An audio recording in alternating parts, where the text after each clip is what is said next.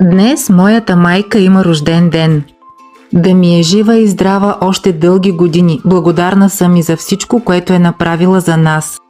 За нейния празник реших да приготвя една малка торта, която е без захар и без брашно.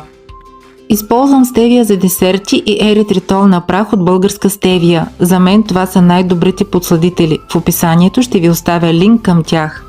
За втори път правя тази торта. Много е лесна, защото се пече само един блат, който е от белтъци, орехи и бадемово брашно. Цялата смес се изсипва в тава, покрита с хартия за печене. След като се изпече, блатът се оставя да изстине. Накрая се начупва на парченца. Можете да направите всякакъв крем. Аз използвах котедж сирене, течна и заквасена сметана. По едно време разбрах, че кремът няма да ми стигне и затова направих още малко. Тези блатове са малко по-сухи и рунливи.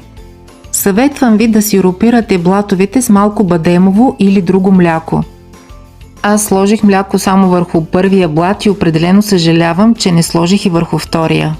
Нямах пресни плодове, затова използвах замразени капини. За оформянето на тортата използвам подвижен ринг. Когато е готова, я прибирам за няколко часа в хладилника.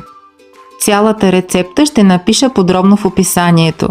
Благодаря на всички, които ме следват и подкрепят. Пожелавам ви хубав и усмихнат ден!